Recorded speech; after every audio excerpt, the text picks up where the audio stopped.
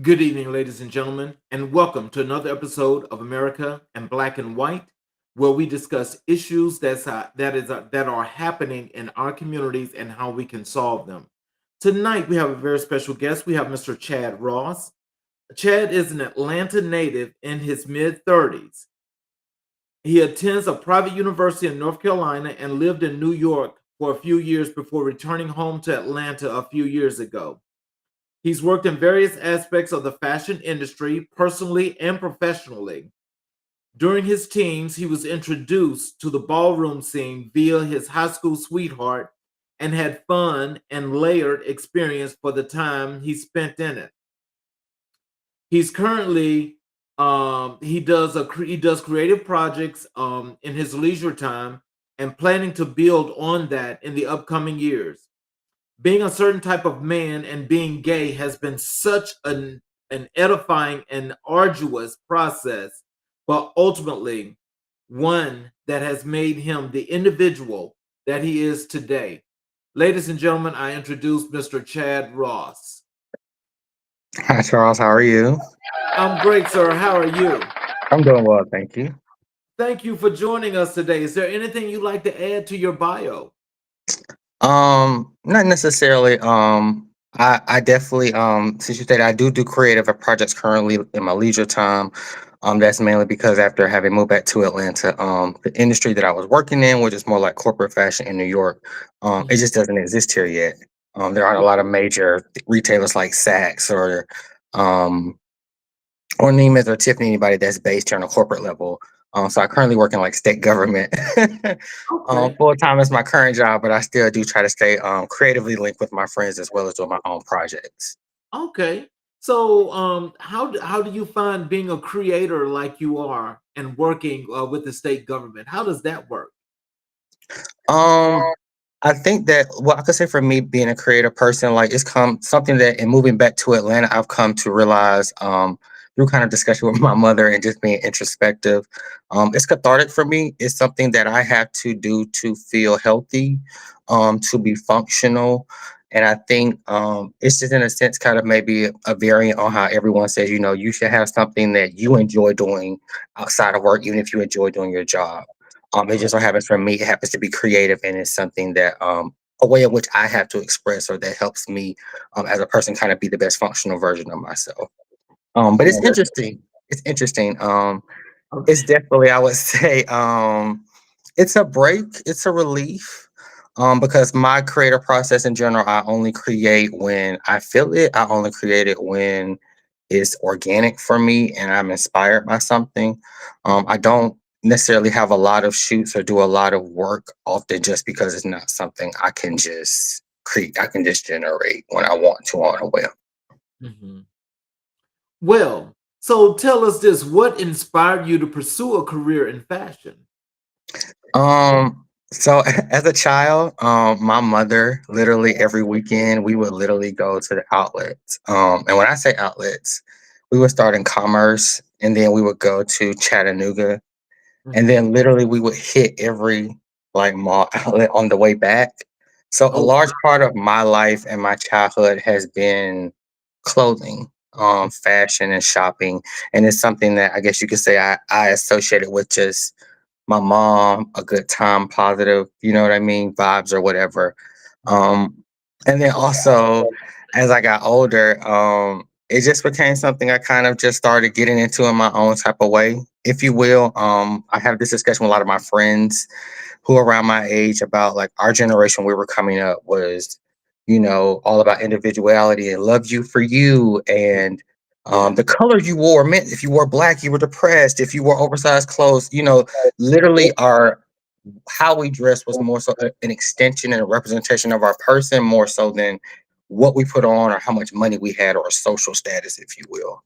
It was much more personal, a connection. So just that, so to speak. And yeah, I actually was like a childhood model for a while for Rich's Macy's. So I did commercials and posters and kind of also having that exposure, the early aspect of it, as well. Just kind of was like, oh, that's something that you can do, or oh, that's interesting. So yeah. So, as you got more and more into fashion, can you tell us, like, how did that give you the ability to be the individual that you are? Because you mentioned in your bio about being gay. Was that Mhm. something that was hard for you to be expressive, or did this help you to express yourself that much more? So I have had the privilege and the honor to be raised by Joy, my mother. Mhm. And my mother literally, from about maybe me being 6 or 7, used to always say, the same reason people love you is the same reason some people will hate you. And the sooner that you can learn to accept that, the easier your life will be. Mhm. And of course, that had no real type of context or meaning to me until you get out in the world and you start experiencing people and you started getting exposed to life. And then also, she was always just very big on me being comfortable in my own skin. She always tried to be or was very supportive of me just as a person. Mhm. So, to be very honest, I've always been me 100%. The way I like to express it to my friends is it's always appropriate to be who you are, but who you are is not appropriate for every environment or every interaction. There's a way to be yourself fully and be sincere in your existence and your interaction with people, but still be acknowledging that yes, you have a right to be who you are and live your life, but you also have acknowledgement that you are not living here amongst yourself and by yourself, and that other people have that same right as well, and that we should be cognizant and acknowledging and coherent of that in our existence. So I would just say getting into fashion, it was just an interesting experience. If I can just give you a quick little kind of background, I was kind of hanging out with somebody when I came, kind of like after college back in Atlanta, who happened to be an account manager for Jezebel magazine, Mhm. and we were just having conversation literally one day over drinks, Mhm. and I just kind of brought up my interest in fashion, and he's like, "Oh, I have a friend who's a designer from New York. You all should meet." And I was like, "Okay." So he connected us. That person's name is Shaka King. I went down to Shaka's studio and had a conversation with him. And I've always felt that communication and honesty are a form of respect. Mhm. So I'm never going to lie to someone or try to inflate something specifically about myself in general, because it's not going to benefit me or you in the short or the long term, right? So I Exactly. just told him like, hey, I have no professional experience doing this. I just know that I have a gift, and I just need an opportunity to share and show my gift. And so he was like, I have a shoot tomorrow at 8 o'clock in the morning. Show up. And I was like, okay. So I show up. We're doing the shoot. I think we got maybe to the second or the third look, and I'm very expressive. If you can't tell, my face generally tells on me if my mouth doesn't tell you first. Um, and so I kind of made a look, and he was like, "What's that about?" And I said, "Well, it just looks a little dated." And he was like, "Okay, so what would you do?" And he literally let me kind of lead styling on the rest of the shoot. And it ended up being a 4-page spread and a cover for Obvious Magazine in their fashion edition. And he gave me credit. Oh, Um, wow. yeah, so the first shoot I ever actually really did professional shoot, I got actual printed credits, and it was actually printed in a legitimate fashion publication. And Shaka King to this day is still my mentor. He's still my uncle. He's now my uncle, I guess you could say. And also moving to New York, I had certain goals when I went there. And I linked up with people. My homegirl Kristen, who's a professional background singer, my homeboy Jamal King, who's working for the Washington Post currently. Salim Tyree Singleton the third is actually the person who encouraged me to start Black Kimchi and pursue just being creative, and Mhm. really gave me exposure to just fashion. And like, to go back to your point about blending in, like I've always been a very color and prints and all of that. And he invited me to this, I think it was a Christmas party for Udo Sprites and Barth, who's like a world renowned photographer. He was managing his space in Chelsea at the time. And came after work, and I had my little blue shirt and my little Ellie Tahari camo and my Kohan boots. I think I'm stepping, and I never forget. I walked into the studio, and he literally ran up to me, kind of pulled me to the corner, and he said, "You look really nice, but you have on a lot of color. You have on a lot of color." And I was like, "Yeah, that's kind of my thing, friend." Um, And so he was like, and he said it to me this way. He was like, I would never tell anyone what they have to do or what you have to do. But you told me that what you want to do is be in certain circles and run in certain scenes. And this Mhm, is what it is. And it was basically, he was telling me up there, it's very kind of like white, off white, black, gray, mhm, very muted, very monochromatic. But mhm. the thing that he expressed to me is like, you have style. So you can be black and still, you can still dress in all black and still do yourself and do that. And so I think having him as a guide, if you will, and almost kind of like a peer and a mentee, it really kind of made the transition of still feeling comfortable to be an individual within that industry specifically. Mhm. Because he kind of guided me and gave me, some insight to it and in a sense taught me certain ways to still be myself, but still do the things and accomplish things that I wanted to accomplish. Sorry Okay. for being so like verbose, but yeah. Oh, no, no, no. That's wonderful. And that, I mean, we like that because these are the things that I think people out in the audience, especially those that may be a little bit more on the introverted side, can learn, in being themselves, that it's okay to express who you are and just be who you are. But a lot of people aren't there yet. And so I Mhm. definitely appreciate, you can, I mean, there's no time limit. So, we're doing this because it's wonderful. Um, can you share some key milestones in your fashion career? Um, okay, I would say one of them was I ended up incidentally styling a show during New York Fashion Week.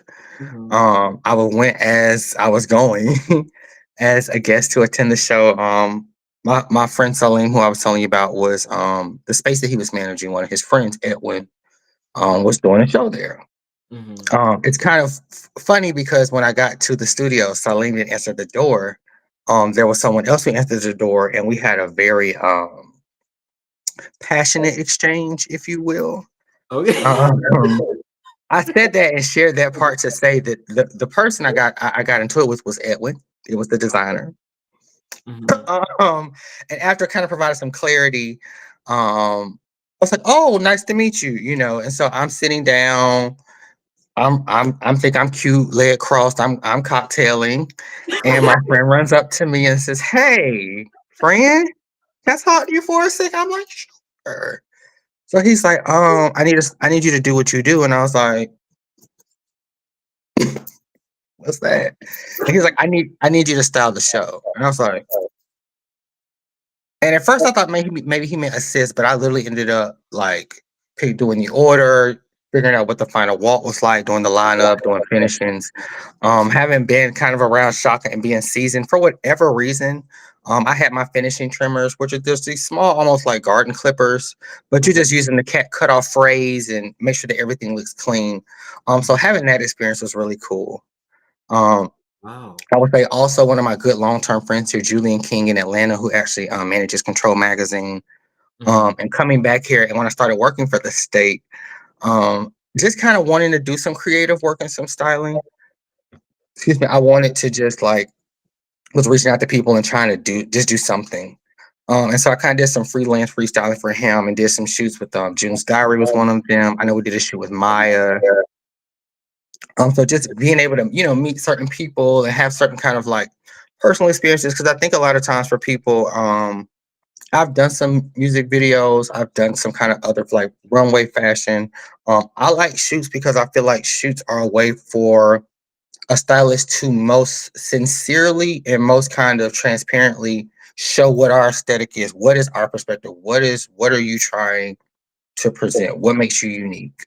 Mhm. And it allows you to more, I guess, in an easier format to kind of develop relationships with people because on set, it's just going to be maybe you, the photographer, maybe the designer, the models, makeup, hair people, and you're going to be working in literally physical close proximity to each other, so you're Mhm. able to kind of better foster and nurture relationships rather than if I'm at a show and it's 20 models, it's multiple stylists, there's just a lot of extra stuff going on. So I would say that was one of them. I will also say honestly, I would say starting Black Kimchi, my Instagram, really starting kind of that creative journey. And my first shoot I did in Brooklyn, it was with Lee Andrew. He is an artist and photographer in Brooklyn. All of my shoots, are of my own concept. I don't follow shows, trends. I don't follow fashion houses. I always feel the way to best be yourself and be unique is to be you, Hmm. and not trying to be something else, but Hmm. just being. And they generally have some type of personal connection. So that first shoot was called Alterations. Okay. It was literally based and conceived around kind of volatile, kind of traumatic part of my childhood, and transition of that through kind of getting older. And it was done through color, lighting, and just some other things. Um, and that was also a milestone because the photographer actually sold one of those pictures, I think, for like 300, 400 some dollars. Oh, I didn't get none of that, okay. but you know, it was all it's still cool because it's like you create, and when people something that you do that you love or that you're passionate about, or that is because when you create, to me, you're always giving a part of yourself or sharing a part of yourself. And for people to see something monetary in that and willing to spend money on it, it's like, oh, okay, wow, like it has meaning and substance to someone or something other than me. Right. It was something there for someone else. So I would say those are kind of the biggest ones. Really starting kind of Black Kimchi, and doing a fashion shoot, doing a style of fashion show for New York Fashion Week, and just my relationship with Shaka. Because, like I said, I Hmm. think we met like 2012, Uh-huh. and I mean, we talk about fashion, but I tell people all the time, even though he's kind of like my fashion mentor, we definitely talk more about life than anything else. And just to kind of incorporate, sexuality into my response to your question, we've had conversations, and he was like, I'm sure I could have had other opportunities or more or different opportunities had he been more of a finger snapping fairy. And that's just my verbiage, not yours. Um, but had he been more effeminate, and at the end of the day, he was like, I'm 5, 6 feet something. This is who I am. And it was more sincere. It was more important for him to be himself than to acquire or be at a certain point in life. And Right. to look at him as an independent designer, a Black independent designer, a man, Hmm. and to have been able to be and continue to be self-sufficient for 20, 30 plus years Hmm. is amazing to me. Like he didn't have to go mainstream, like Telfar, or even have necessarily get himself into commercial stores to still be successful and make a name for himself. And like he's had a boutique in DC, he's run incubators for JCPenney's and Macy's in DC, and done fashion weeks all over the world. So, I think having him as a mentor and having him as a tangible physical reference in my life for fashion and being a Black male also made it easier to be like, and also my friend like Salim and other people, like my friend Jamal, who are maybe in other industries or other fields, but they're very sincere, honest, and true to who they are, and that is a part of their brand, if you will, or who they are as professionals. So I think having those direct references makes it easier to do or be something when you know that it's possible because you see it every day. Oh, well, I hope you can make that connection and get Shaka here so we can connect and I can get him on the show. I will throw that out there to him. I would be much appreciated. You I know, very much will. Mhm. So tell us about your brand, Kim Shi. You say when it started. Tell us what is that about? So I came up with the name because I'm part Korean. My mother was born in Seoul, South Korea. She was adopted and raised in South Georgia and Albany. And so it has always been important to me to acknowledge that part of my culture, my heritage, and my person. And it just kind of came out in my creating that I've always been big on like mythology and anime, um, just from color references and storylines and things. So I came up with Black Kimchi, it's kind of spiced Korean cabbage. I also have somewhat of, some may say, a zesty personality. Um, and just so I tried to just mold the two. And it was really just a rebranding for me. And it meant more of a polished look. It meant more of a professional look. Um, all pictures, even the ones I do with like my phone that aren't maybe like professional studio shoots or done with a professional photographer. There's always not, I wouldn't say a concept, but a story. Mhm. Um, I literally have the ability, if you will, when I'm getting ready to do a shoot, I can literally I know the image that I'm wanting to see. I already see it in my head. You So can what I'm visit. literally trying to do with the camera is catch what I already see in my head, if that makes sense. Hmm. Um, and Shaka said that he's always felt something. He felt what has always made me unique as a stylist or a model is I always evoke an emotion. He says every time I look at your pictures, I feel something. Um, and I think that that matters. I think people only are drawn to images because not necessarily of the aesthetics, but more so the emotion or the experience that they have with the picture, whether it be even just admiration of like, whoa, I would have never thought to do that, or whoa, that's a cool, interesting picture, or if it's something that they see and they connect to it. So for me, it's kind of been about doing like professional shoots, but I have linked with someone where I'm planning to develop a website. um, the concept for it will really be like a purchasable online gallery. So basically, Okay. I will curate all of the shoots that I've done, the professional shoots. You'll be able to go through and view them and just look at them if you would like. But you would also be able to basically print copies, and prints of them and order them as well. As long Um, as they purchase, they're on your site. yep, it would all be like a two in one. So you can just go and view them if you will. But it kind of like I said, it'd be like a purchasable art gallery, if you will, photo gallery. Okay. Well, that's actually wonderful. So, so is it that you're doing just the print of photos, or are you doing other things? So I have a couple other things that I'm working on, like conceptually. I would like to do um, a video, a mini video series I've been working on, and writing scripting for. Um, there's also some audio that I'm thinking about doing. I have a lot of conversations with a lot of my peers, also my superiors, as I like to call them, my elders, and I feel that part of my way of having acknowledgement and appreciation for being afforded a day is to try to do and be something better than I was the day before. Is how I like to express it. It's not to say that I fall short. It's not to say that I don't fail. It's not to say that I don't all, I may always hit my marks, but I do wake up every day and make that concerted effort. Um, and just things that I've maybe said to people, maybe experiences or advice that has been shared with me, that I've given to other people, it has been responded to. I wouldn't just say positively, but it's been something that really touched people, Mhm. or was able to improve or affect their lives.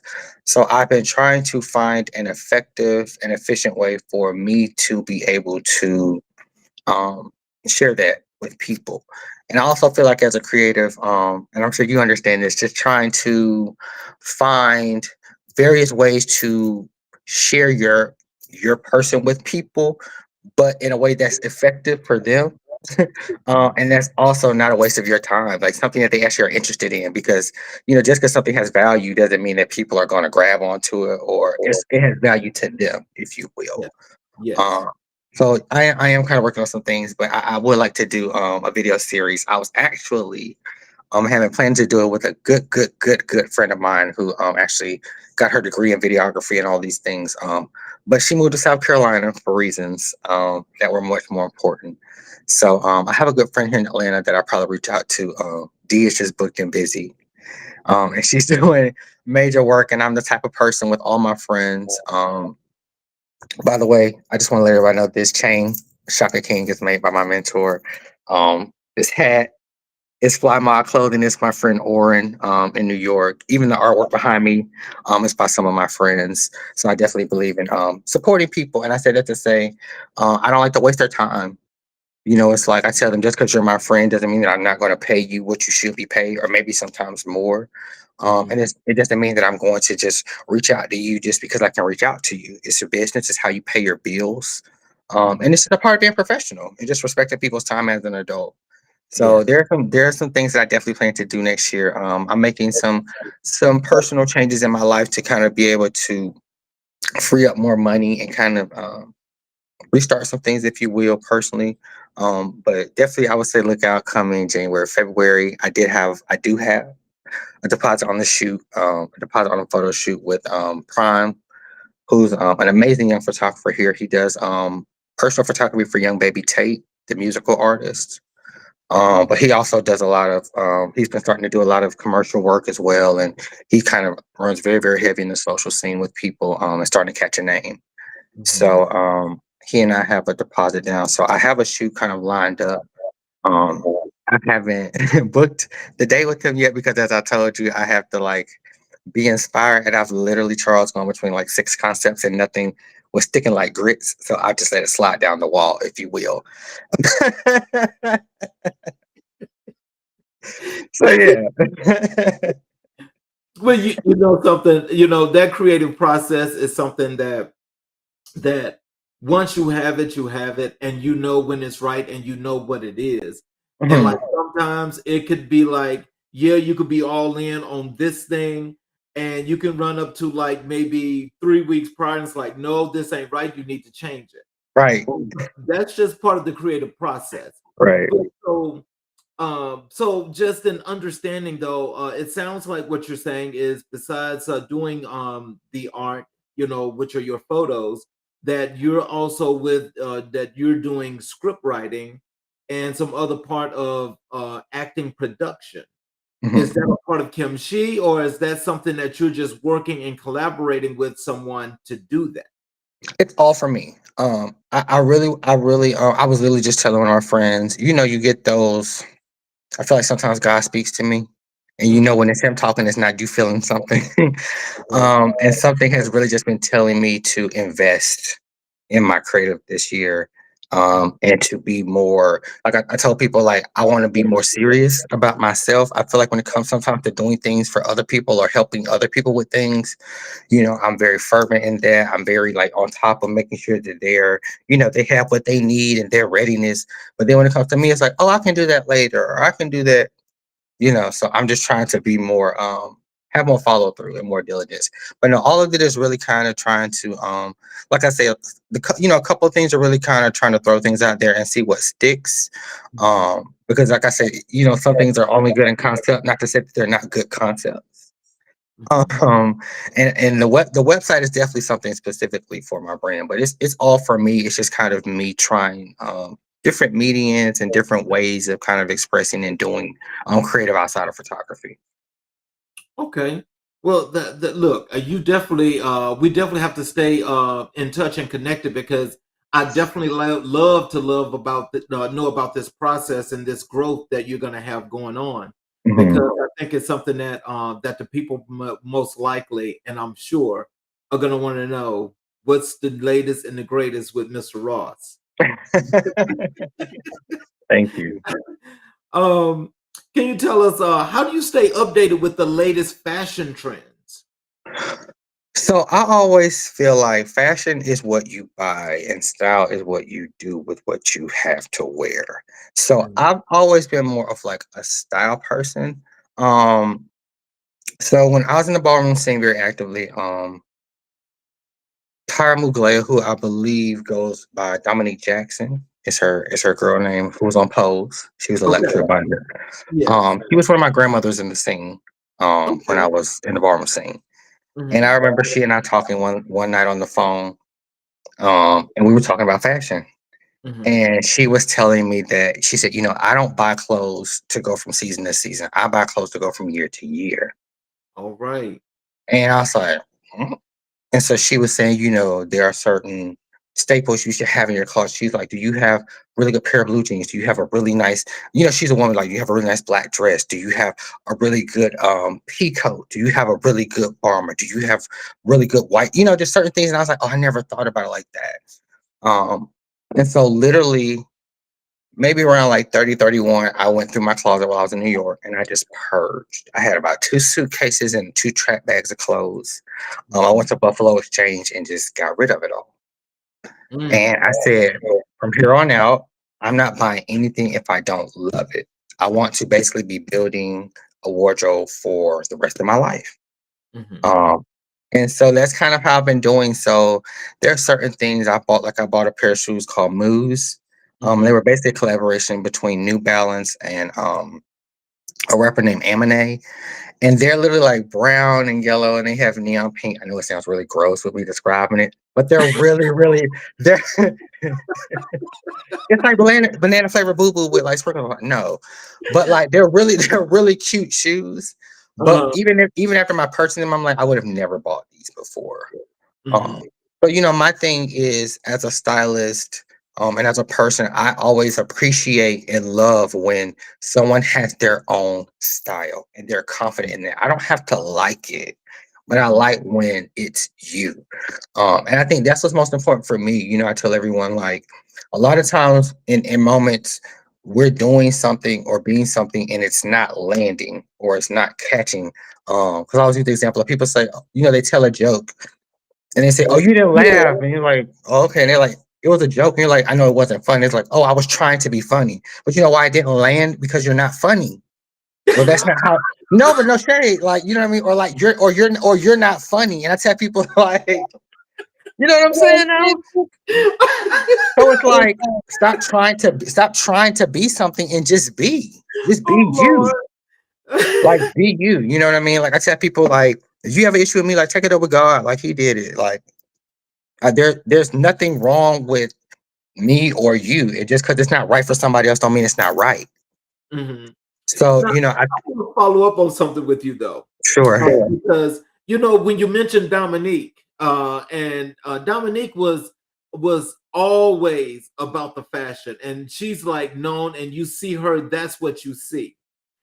When you and her had that conversation, was there anything about that conversation that landed that made you think about not only where you were in the present, but where you want to go in the future and what you're doing to change some things?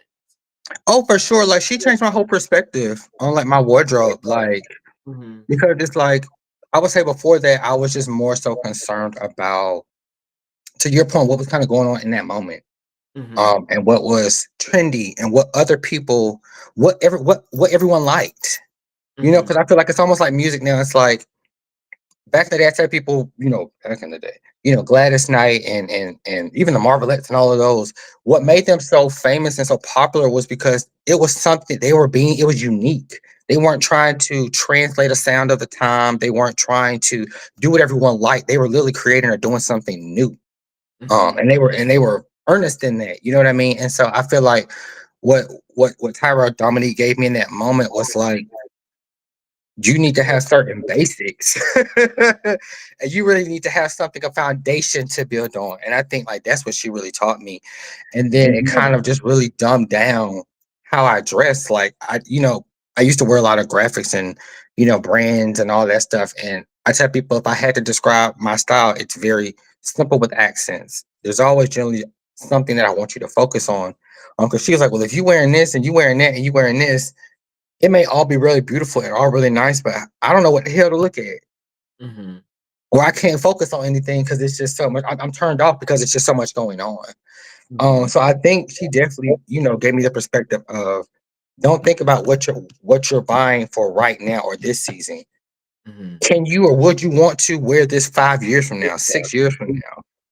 Hmm. So I would say she definitely, like, in that way, really just changed my whole perspective on fashion and personal style, and how I look at it in general. Okay. So, what are some of the biggest challenges you faced in the fashion industry? Um, to be very honest, I would say that working in fashion, working in entertainment, um, though it may exist in a lot of areas or places, I would say the validity of it and the respect for it as a real profession is not the same. I would say in Atlanta, and my personal experiences in the past, I did a music video where I was doing 14-hour days. Shaka had lent me some fashion and some accessories. I had got some stuff from other people. Um, those people lost jewelry of Shaka's. The woman threatened to take me to court and didn't pay me for anything. I never got steals or anything from that music video. Um, but you live and you learn. And yes, she was black. Not that anyone asked, but she was. So that happened. And I would say, like, whereas in New York, just in general, people are, because of I would say, I guess, the vastness of the fashion industry, or the seriousness of it in that city. Hmm. People respect your talent when they see your talent. Like I got requested a couple times to hit up to do and got booked by photographers to do like model shoots for agencies that they had to do shoots for. Like that never happened to me in Atlanta. Um, or it's easier for me to do a shoot with somebody in New York than it is for me to do it in Atlanta. Um, so I would just say like that's something that I've learned. And one thing Shaka told me when I first started was like, whatever your brand is, like stick to that. So if what you do is editorial and high fashion, then do editorial and high fashion. It's not about taking or doing every job or every shoot. Because what happens is you start doing let's say all these urban wear shoots, and then you want to go for this editorial shoot or this show, and they say, "Oh, well, we never seen you do that, or all we ever seen you do is urban wear." Mm-hmm. So I think it's about really being true to yourself, Mm-hmm. um, and knowing what it is that you want to do in your brand. And I can also just say from conversations with friends while I was in New York, I can say also in watching people's journey, like my friend Andre Rose, who is a really dope stylist, fashion designer. I met Andre years ago, like when he was kind of first starting out, and I knew when I met him, like he was going to be amazing. And that he had something special. And I say that to say, like, without going into specifics of anything, when you really, like I said, when you really believe in someone, when you really want someone not just to win, but you want them to be the person that they want to be and that they should be, Mm-hmm. it's not about doing something with an expectation or an intention.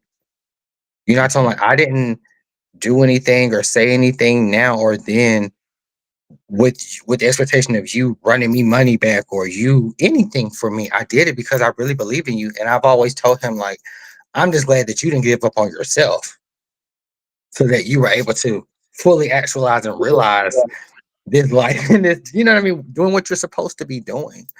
Mm-hmm. And like Shaka says, just not chasing money because it's an endless race. Mm-hmm. You'll run yourself tired and ragged, Chad.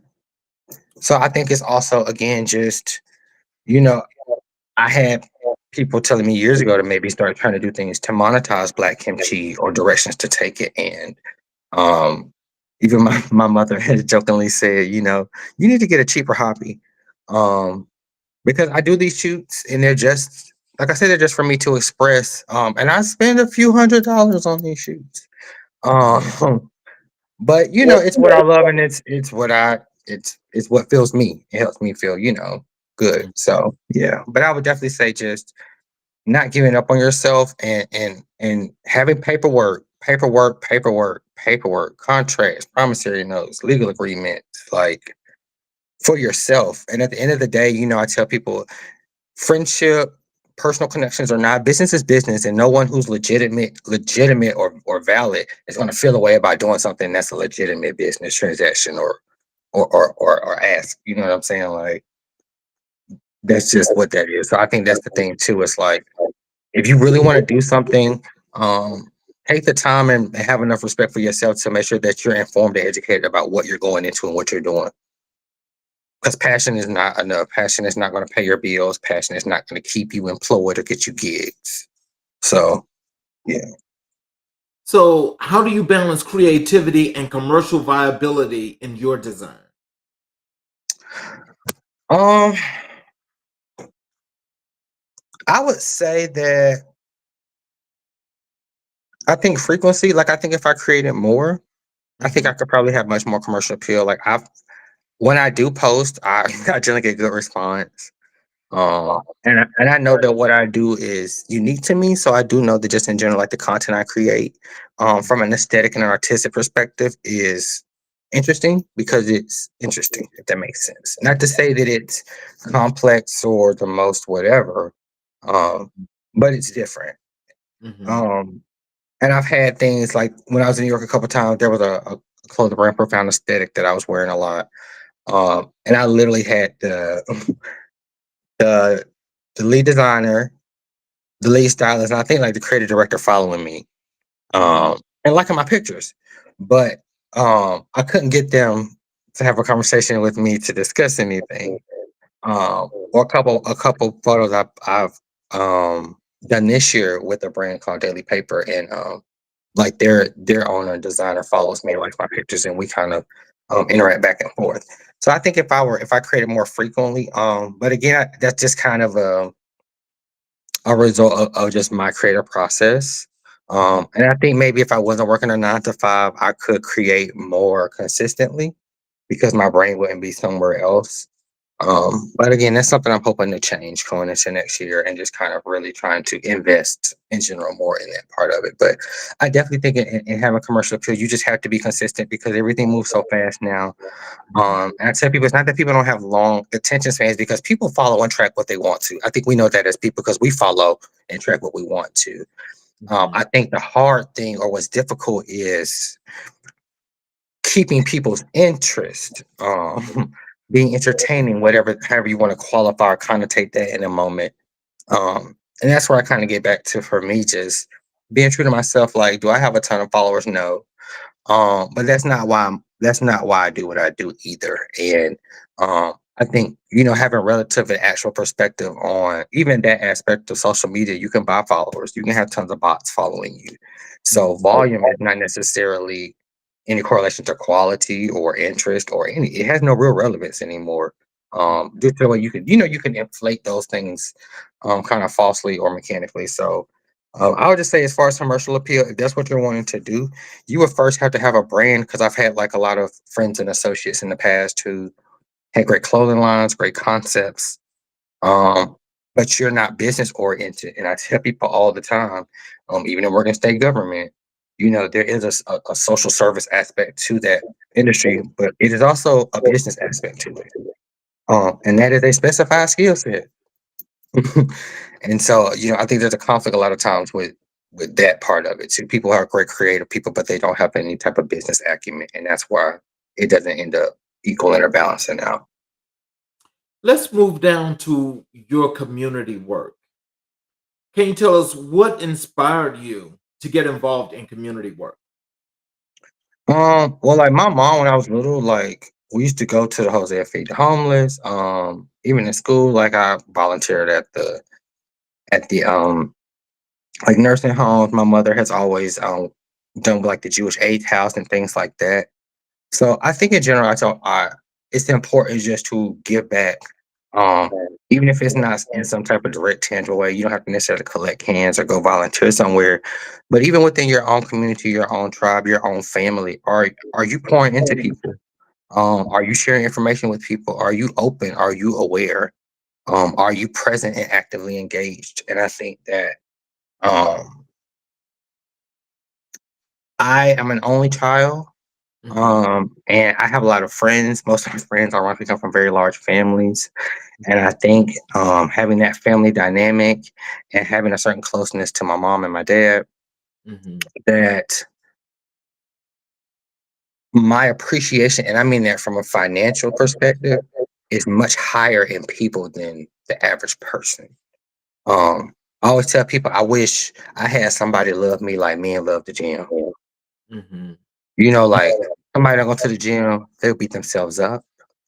They will go work out twice as many times the next day. They're gonna and there's a genuine, physically tangible sentiment, right, of anger and disappointment with themselves and regret. Mhm. But then they don't call their mama, their grandmama, and they're like, I'll call her tomorrow. How you know she got tomorrow? Mhm. And it's just the imbalance in that. And I've always told, I've always tried to learn through other people's living. So I've Mhm. always been very observant in my mom and my elders and even my peers. And it's like all things in life depreciate instantly. Mhm. Clothing, food, cars, houses, right? And over time. But Mhm. relationships don't, right? If, Mm. if, if you and I are friends, the longer we're friends, the more we're going to invest, the stronger it comes, the more valuable it Mhm. becomes, right? The more. So, and when I don't have those things, it's not things that help me require those things, it's people, right? So I think it's just, and having seen certain people reach certain points in their life as elders, um, I've taken the perspective that as we get older, we become left with and surrounded by the things that we loved and we invested in. So did you invest in your cars and your money and your houses and your clothes? And yet you wonder why nobody's here. Mhm. You wonder why nobody answers your calls. You wonder why nobody is checking for you. And it's like, but is that something you invested in? Was Mhm. that something that you gave to? Was that something that you fed or you nurtured? Um, and so for me, you know, I don't want to be remembered when I leave or when I'm gone from this earth because memories can be forgotten and they fade. Mhm. Um, but I would like to hopefully having imprinted or given or said something or taught someone something or shared something with someone that will live on through them and their children and their family and through being shared.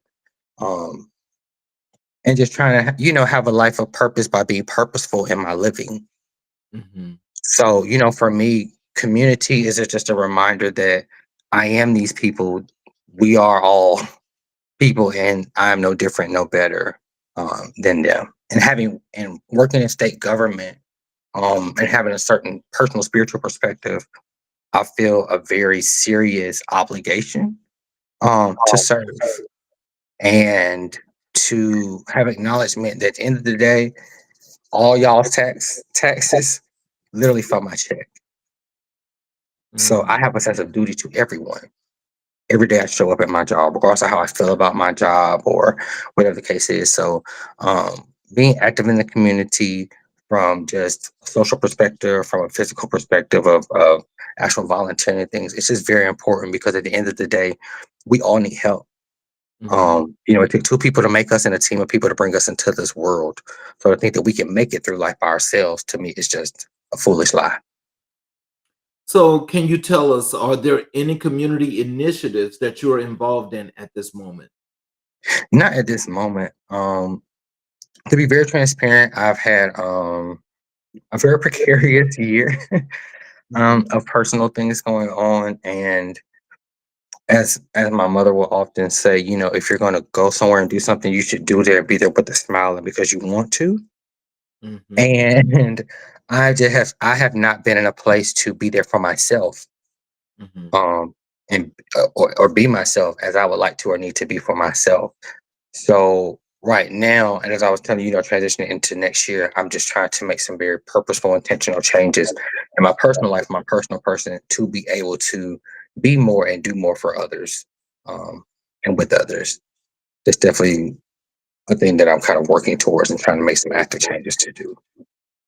Okay, well, that's actually good, and I mean, I think that intention and purpose and some of the things you've done. I mean, the impact is still going to be there. Mhm, So it's not about a beat up thing, but it's like you are actually reaching back out to the community, which is the main thing, because mhm, that's something that don't care who you are, where we are. That if we forget those things and we don't actually do things to continue to build where we live, there's going to be there's some things that I'm sure that's going to come back in the back of the mind that's going to haunt some people that have not done that, because mhm, communities raise people. mhm. Can you just tell us this then? um how do you identify the needs of the community and and address them, or what are your plans to address those needs that you see? A lot of what I have been doing, kind of recently, or like in the most recent past, is really like simply because I work. I'm not going to say what agency, but because I do work for a state agency, Mhm. that does have correlation directly to or impact or affect people's lives. I really try to take things that I hear literally on the news, that I hear my friends, my single moms out there going through, and that people talk about, and I try to effectuate that in some way at my job. Um, and also ensuring that what we do, as I tell them all the time, like what we do literally and actually affects and impacts people's lives. It is serious. This is real. These are not cases. These are not application numbers. This is people's chemo. This is their dialysis. This is their child's food supply for the month. Mhm. So a lot of it recently has just trying to make sure that the entity that I work for is responsive in a way that is actual and that is impactful, because that is why we are there and that is our purpose. Mhm. and that every day that we are showing up to work within and for an entity that is there to serve others and try to serve ourselves or someone else, we are failing everyone. Mhm. Yes, sir. You know, really good answer. I love that because that in itself, that's impactful. Whether whether you know it or not, or if you can see it, but that's impactful because that means a whole lot. And there are lots of people in communities right now that are fearful, shameful of asking for help, don't know how to ask for help, and nobody's actually stepping up to make this right for them. Mhm. What impact do you hope to achieve through your community work?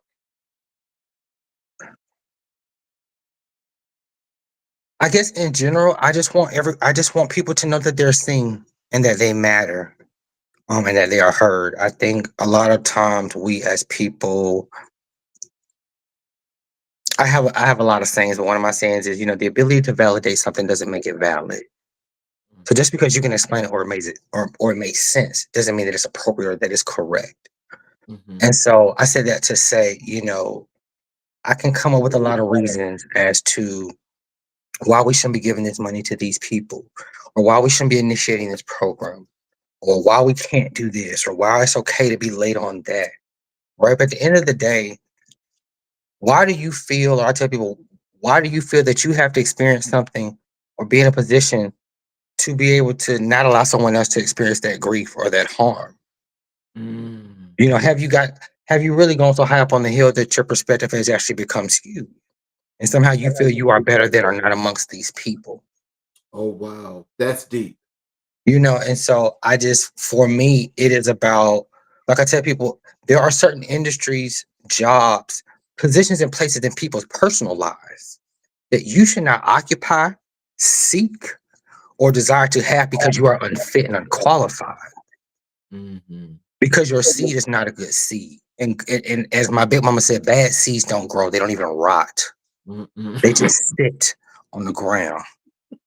No matter how much water, that's what she said. No matter how much water, sunlight, you can sing to it all you want to. That's the thing about a bad seed. She said, if you're a good seed, baby, you can always grow. Mm-hmm.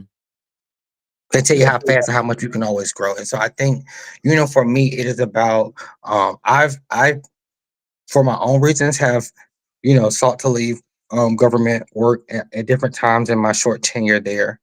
And I'm still there. And like I tell my mom, I've gotten to a point in life where I try to have acceptance without understanding, because understanding is a personal want and desire. And while I'm wasting time and effort and attention trying to understand something, I'm not being present and I'm not getting whatever I'm supposed to be getting in that moment because I'm trying to understand it so I can then accept it.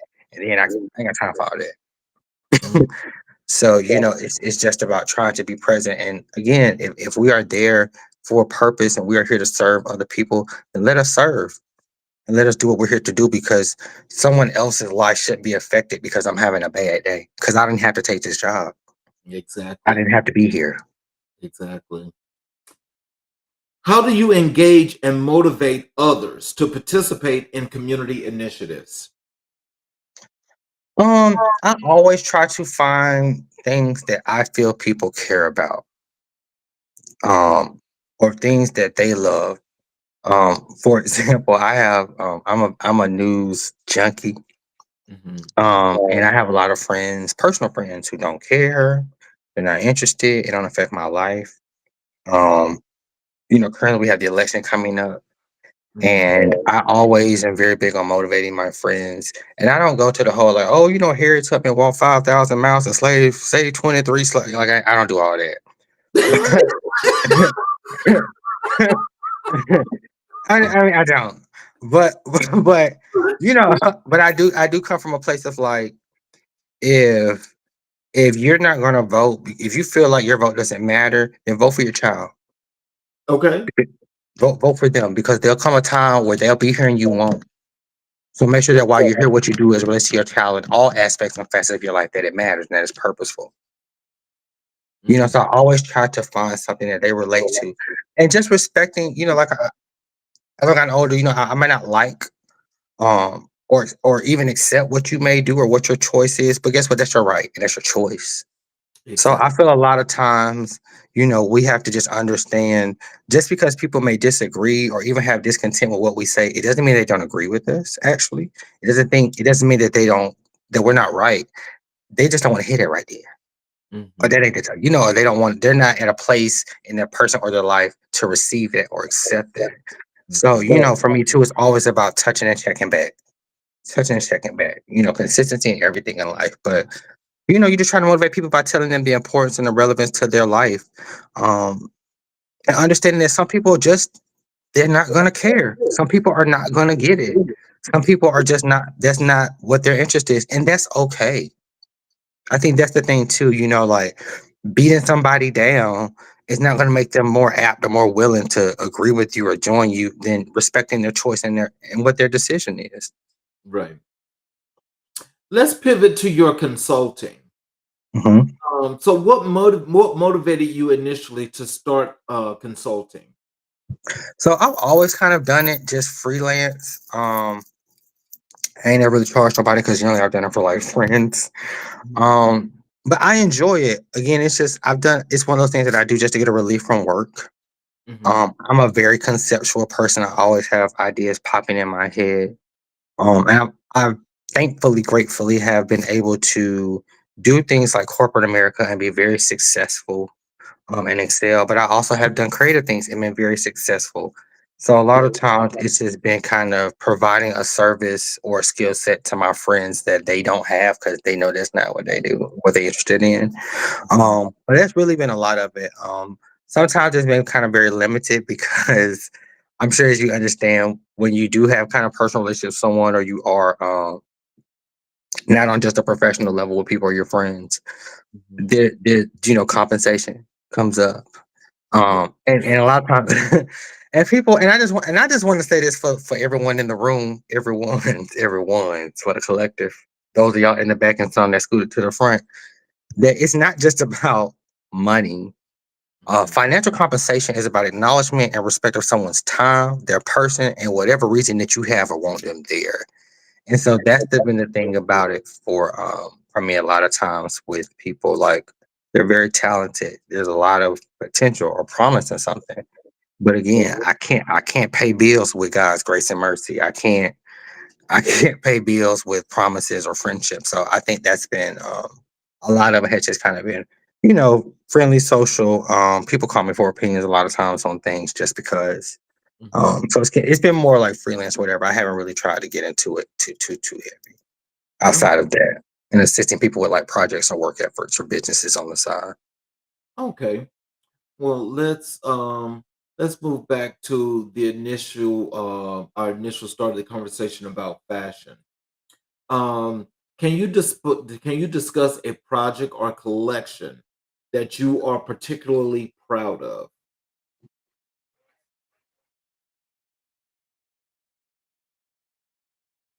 I would probably say a project I'm most proud of was probably I would say the last photo shoot that I did, my personal shoot, with Prime.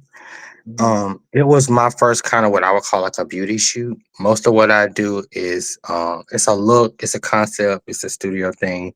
Um, this shoot was basically kind of a waist up, neck up Mhm. type of thing. When I got to the studio, I had an idea, like I told you in my head, of what I want to do. I had about this really, really, really pretty piece of fabric. Mhm. Um, but apparently I didn't really have the skill set to do what I had wanted to do. So I had went there and did a little thing, a little 1, 2, 3. Uh-huh. But it came together really, really well. And so it was something I was proud of because it was when I look even now when I look back at the shoot and I look at the photos, it's just to me it's a beautiful the photos are beautiful. Mhm. Um and I feel something from it. And so it was just kind of I think it's the last thing I've done, and given that as far as black kimchi and professional shoes, I'm probably now about maybe 3 or 4 years really heavy into it. Mhm. Um, to look at that shoot and just really see the progress, um, and just what I'm doing now and how it's coming out. Um, And also just kind of, those moments where you plan to do something and it don't quite happen the way you want it to, but it come out, you go, oh, you know what, this actually wasn't that bad then. So yeah, it was kind of one of those moments too. It's like, give yourself some grace because it wasn't what you wanted or thought it was going to be, but it really ended up being something really dope.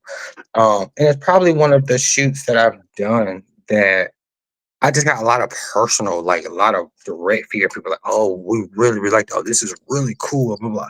So that's the thing. I would say that one. It was called Not Tiffany's. What's the title of the shoot? I came up all of my titles for my shoots are kind of conceptual, but I came up with it because I end up having like this big piece of like cream organza, and I always pearls have kind of come a thing for me, but I had like a lot of my mom's pearls, and the background that we used was kind of that blue green Tiffany color. Okay. Um, but it was not Tiffany's, so that's where I came up with the title for the shoot. But I would say that that project was probably one of the things I'm most proud of because, like I said, I showed up on set. Shoot was paid for. Photographer was there. We were supposed to be shooting, and I was in the bathroom trying to Project Runway and just was not running or weighing. Um, but it came out really, really well. So that was probably one of them. It's actually the biggest shoot I did. I think I paid the most. I think that's the most photos I've ever done, which was like maybe 20 or 30 edited photos, Oh which is a wow. lot of edits, That is. Oh which are my God. expensive. But Ooh. that's just how good the shoot was. I literally paid for that many edits. So, Okay. yeah. Well, ooh, I'm gonna have to find out who that is. Um, let me ask you this because this is on my mind. I was intending on asking you this question earlier. You when you sent your two headshots, right? The one we decided to use was the one with you in the blue, Mhm. and that's the one we used to promote your show. Can you tell me what was the inspiration behind that outfit? Because it in itself is so abstract, but it says so many things. What Mhm. was the inspiration behind that photo? I love that picture because that picture to me, it's something very black about that picture. I don't know if it's the hat Hmm. or what, but it's something very ancestral to me in that picture. But Okay. that picture is actually from a shoot. Um, that ironically was an ode to Shaka. Hmm. That my friend Saline actually styled and photographed. I had told Saline that I wanted to do that type of shoot. That I wanted to in some fashion way pay homage and honor to Shaka as my mentor. And I had recently gotten a bunch of like samples and clothes from him. Hmm. And so literally we scheduled a day. I went to Salim's apartment, maybe 7, 8 that morning in Brooklyn. Hmm. We had some pretzel sticks from Trader Joe's, had some tea. Um, and I literally spread the clothes out on his bed. It's the first time he's seen any of the clothes. Uh-huh. And he literally styled and photographed me in his apartment with uh, a click camera. Hmm. The photo is totally unedited. All the photos are unedited. Hmm. Um, I had no makeup or anything, and it was just that's where that photo came from. It was kind of an ode to Shaka, and it was a shoe that was styled and photographed by one of my stylist friends in his apartment. Can you tell me something? Is that a dress, a jacket? What is that? Because it looks like it's backwards. So it is. It's actually a denim coat that I have from Shaka that he put on me backwards. Okay. Mhm. It's a Okay. denim coat. I actually still have the coat. 'Cause Really? yeah, actually, any photo shoot that I have ever done that you see me in, I am wearing clothes from my wardrobe. Those are my clothes. These are not clothes that I am pulling for a shoot or that I purchased for a shoot. I literally style myself in my wardrobe. So that's another kind of thing that's I guess unique about my shoots. But yeah, So it's a denim coat that I have with like frayed fringes. Yeah. for those of you that want to know exactly what photo I'm talking about, on all of our social media posts, and when we promoted this show, you'll see Chad is dressed up with this nice big blue hat, and it's like he says it's a jacket that's turned backwards, but Mhm. it's very unique in the way it's done, and the Mhm. picture itself is just so it's so all about what's the questions. There's several questions to ask about it because it just it's giving you all of that. Thank you. Thank you. I really like that. I like that picture. And when you sent those over, I just wanted to when I looked at the two. Now the second one, I will tell you that, in and itself now, that I was just like, oh, he's just being a hot mess. You're giving all this color on your face, and it's the way that you were giving the profile, getting Mhm. all this side right here. What was going on with that? So that was actually from the Not Tiffany shoot. Um, it was just about again, it was about like a beauty glam shoot. It was just more conceptual. Mhm. Um, the idea around it was kind of just like not me being jewelry, so to speak, but just kind of being adorned. And again, like the pearls are not real pearls. The coloring is actually hair putty that I used that could wash out and body glitter. Mhm. The piece of fabric was a piece of fabric I bought from Hobby Lobby. Mhm. But just again, to show people like real creativity, real art is not based in money. Right. It's really based in concept and way to kind of effectuate it. So that was that picture. Yeah. Because I was So, like, I want to give you something kind of like mhm. sublime artsy, which was like that picture, and I want to give you like a fashion picture. So that's why I sent that picture. Well, Mhm. they're both nice, but the one in the blue stood out the most, and I just Mhm. make sure I ask you about that because now I'm like, you just giving all the life in that though. Thank you. And you should keep that as a main photo, whatever you do as far as your portfolio. Thank you. Yes. Um, can you tell us how do you incorporate sustainability into your fashion designs? So again, with me, like I style out of my closet. Even when I used to like professionally style, when I would go and like pull shoes from stores or things like that, you just learn tricks of the trade, like putting tape on the bottom so you don't scuff the shoes. And just taking care of things. I think also a lot of times people feel like they have to they have to have a certain type of garment to create a certain type of look. And I always tell people like, what are you trying to kind of present or evoke and focus on that? Because a lot of times people are trying to use a certain garment or a certain piece of clothing. It's like, what is the picture about?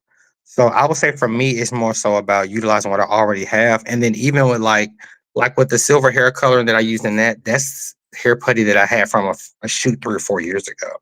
Mhm. So it's also just about repurposing things, reutilizing things. I do think, not to say anything about anyone and saying anything, but I do think that you have to have a certain amount of creativity to to repurpose things. Because I think a lot of people they don't reutilize things because of the apparent redundancy. Because you can take something and present it a different way and literally get a different look or a different image or output, Mhm. but you have to know how to utilize that in that way. So that's what I try to do is just get the bang for my buck because again my money when I'm doing shoots is I'm trying to spend it on the photographer and on edits. Mhm. Mhm. And so I definitely agree with you about the repurposing. And if you're not creative, in in that sense, a lot of people are not going to be able to pull that off because not everybody can do that. But like in your case, like as you say, as you talk about using the hair putty from 2 years ago, like in doing that particular shoot, what is it about that hair putty that made you decide that you wanted to use it? So I knew I wanted my hair to be silver for whatever reason. And so I have friends that are like cosmetologists. Kiss My Spaz, who's a person on social media on Instagram. He's really, really young, amazing. Hmm. Community involved, fashion involved, younger guy, but his thing is hair color. And we have a pretty good rapport via social media. So I reached out to him about some options. And I stood on the hair putty one because it wasn't expensive, two because it seemed to be able, from what I read about it, it seemed to be able to be functional for what I needed, but it wasn't complicated. Hmm. Because the thing for me, speaking of sustainability, is like I do everything on my shoots except for the photos. Anything done in my hair, my face, makeup, I do it. Clothing, styling, concept, environment. Uh, I try to just cut down on all of that. Tried and it worked. So I stuck with it because like I didn't want to do an actual coloring and put some in my hair potentially like that. And I didn't want to do like sprays because it's aerosol and inhale and stuff. So it just seemed to be the easiest and the most functional. So Okay. research and trial and error, because that's the thing I had to do a lot of times too, because I'm kind of doing it by myself, or I'm not, I'm not sure about everything because it's not necessarily my forte because I don't do makeup in here.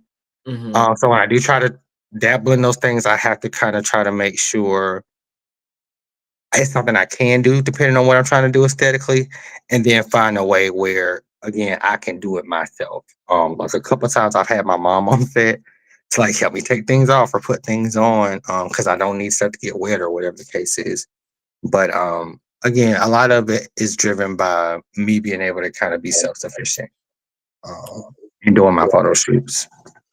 So, what role does technology play in your fashion career? None at all. None at all right now. And I say that because I do Instagram is like the only real social media that I have. And that's because my content is photographs, obviously. Mm-hmm. And that's kind of why I was saying like I want to start next year getting more into branching out into video. I did do actually a short kind of audio series Mm-hmm. of poems that I had written like a few years ago. Mm-hmm. But that's something that I want to incorporate kind of more into not necessarily maybe my content, but at least my distribution or my presentation of my content. It's something a lot of my friends, obviously because they are full-time creatives, they've gotten like my homegirl Kristen is doing like these really cool reels with all of like this video intermingling and stuff. Um, but it's not my judge, and I'm kind of a person a lot of times too. Like I don't want to know how to do everything, and I don't want to do everything. So I like to just do what I do. But as it relates to social media, you kind of have to learn how to do certain things for yourself. So that's Yes, kind of sir. part of, yeah. So that's kind of part, that's part of kind of what the growth and development of the brand will be next year. It's me really doing a lot more experimentation. I guess you could say with those type of things. Okay. Mhm. How do you approach the process of designing a new collection? So I don't fabricate because I would hate to learn how to sew, and I'm not patient in that way. But I would say like in working with Shaka and doing collections, Mhm. um, a lot of times he would maybe sometimes we'd be in the studio and he'd be maybe fabricating, and he may have something up on a mannequin, and I might be like, oh, like that would be cool, little so and so and so and so, or oh, like what you gonna this and this, or you gonna put it on that way, and he would literally be like, oh, well, I wasn't thinking about that, but let me see what that looks like. Or sometimes he may just, I may just see something and have an idea and throw it out there.